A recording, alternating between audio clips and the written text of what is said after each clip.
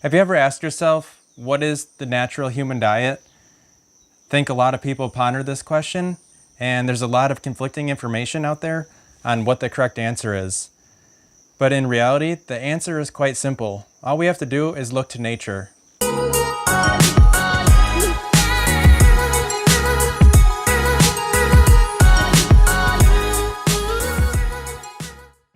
What's up, guys, and welcome to Activate True Health. My name's Alex Densberg. I'm back making another video. Finally, it's been a few months since I made a video. I've been in Ecuador, South America, at the fruit farm Terra Frutis. Got some papayas right here, papaya tree, some bananas over here, surrounded by fruit trees. It's been an amazing time here. I love this place so much. I'm going to be making some future videos about my experience here and some more videos about the place in general. But anyway, if this is your first time on this channel, I'm making videos about plant-based and living food nutrition, all things health and wellness, and the connection between the life choices that we're making and the life experiences that we're having. If any of that sounds interesting to you, consider hitting the subscribe button right here. In this video, I'm going to be answering some questions. Are humans, what species are humans? And what is the natural diet for humans? Okay, let's get into the video. Okay, so I want to start this off by just going through the four main species of mammals and what their species-specific diet is. So first we have carnivores, which consists of the cat family, like lions, tigers, and felines. They thrive off of eating other animals, off of eating meat. That's their species-specific diet, and they do great eating that type of food. Second, we have omnivores, which would be dogs, bears, pigs, things of that nature. And they thrive off of eating a variety of foods from other animals, from eating meat, and also plants, vegetables, fruits, nuts, seeds, things like this. The third category would be herbivores. This would be things like zebras, horses, cows, sheep, goats, and they thrive off of eating greens, vegetables. That's what they're designed to eat, and that's what they do great eating. The fourth and last category of mammals would be frugivores. Now, this is mostly the primate family, and they thrive off of eating mostly fruit. Also some vegetables, greens, nuts, seeds, and insects. Now, what do you think a human most closely represents? Our closest cousins are the chimpanzees and the bonobos, which are primates, are frugivores. And I think it's pretty obvious that we're frugivores, and that's what I'm going to discuss in these upcoming parts. The oldest human poop that was ever discovered was found to be 50,000 years old. It was found near Spain. And what the scientists discovered from analyzing this poop was that our ancestors ate mostly plants. They determined this from the bacteria that was still in the poop. So let's discuss why humans are frugivores and why it's so obvious that we're not omnivores. Let's start with discussing some of the anatomy and physiology of humans compared to omnivores and carnivores. There's a lot of facts here, so we'll just get started with them. To start, humans and frugivores don't have very acidic stomach acid.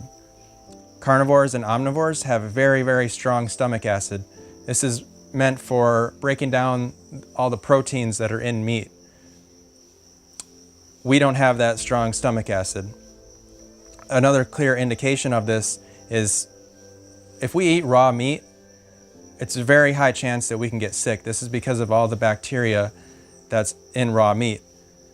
With carnivores and omnivores, the strong stomach acid that they have actually breaks down and neutralizes all of that bacteria in raw meat, so they're able to eat it and digest and metabolize it effectively without getting sick. If we try to do that, that doesn't happen. Carnivores and omnivores also release an enzyme called uricase that neutralizes the uric acid that is found in meat. Humans don't have the enzyme uricase. This uric acid that is found within meat can be very toxic for humans. So that's an enzyme that carnivores and omnivores have that humans don't. Now, there's an enzyme that frugivores and humans have that carnivores and omnivores don't. This is called amylase. It's a digestive enzyme meant for digesting carbohydrates.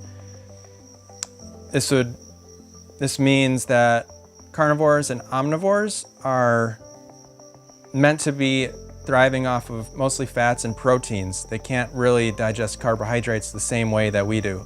Frugivores need fiber to activate peristalsis. Carnivores and omnivores don't. This peristalsis is what moves things through your intestines. And carnivores and omnivores, they don't need fiber to move things through. We need fiber. A frugivore's GI tract is 10 to 12 times its body length. A carnivore or an omnivore's GI tract is about 3 to 6 times its body length. This is because they're designed to eat meat. And what happens when you leave a piece of meat outside in the heat? It goes rotten, right? It putrefies. Well, now think about the inside of an intestinal tract. It's very warm inside there too. So when you're consuming meat, it actually putrefies inside of your intestines and all sorts of toxic byproducts are released. So this is why carnivores and omnivores have such short GI tracts, so they can quickly move the meat through their GI tract. One major difference that's so obvious to me that we are not omnivores or carnivores is that omnivores and carnivores, as mothers, they have litters of babies, tons of different babies at one time, like 5, 6 plus, versus frugivores have generally one child at a time. Frugivore mothers also have 2 breasts to feed up to 2 babies at once, whereas omnivores or carnivorous mothers have multiple teats to feed their entire litters at one time. To me, this is a very obvious point that we are not carnivores or omnivores. Unlike omnivores and carnivores, our brains thrive off of glucose. They actually need glucose. Now, our bodies can go through a process called gluconeogenesis, where we will actually take fats or proteins and transform it into glucose for our brain to use. But the bottom line is our brains need glucose, and our primary source of glucose is going to be fruits and vegetables. Our bodies do not make vitamin C. Carnivores and omnivores' bodies do make vitamin C. So being a frugivore species, we have to consume vitamin C from food. This would be primarily from fruit. Frugivores tend to be able to walk on 2 feet, just like we do as humans, and all other types of mammals, such as carnivores, omnivores, herbivores, they all walk on 4 legs. Frugivores have trichromatic vision, where we're able to see all the different colors. This is because we're designed to be able to see fruit on a tree and be able to determine when it's ripe or not, because fruits become brightly colored when they're ripe. Whereas omnivores and carnivores are not able to see in nearly as much color as we do. If you look at our teeth, they do not match that of a carnivore or an omnivore. People think because we have these small little canines that means that we're omnivores. Well, I'd like to see anybody try to rip an animal apart with these little teeth. If you actually compare our teeth to that of a frugivore, it matches exactly. But if you compare it to an omnivore or carnivore, it's very much different. The size of our livers are very much smaller than that of a carnivore or an omnivore.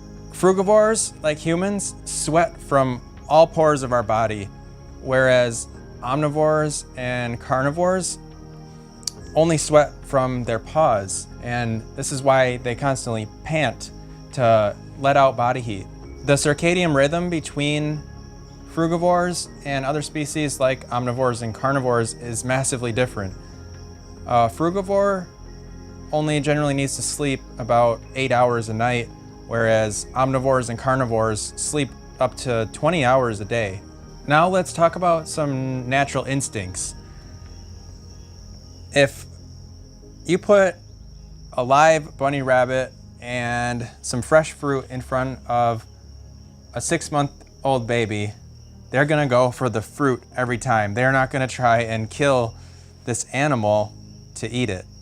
For an animal that's designed to eat meat, the sight of a live animal makes them salivate. Like a lion sees a zebra that's roaming in the grass, they start to salivate and start to get extremely hungry just looking at this alive animal.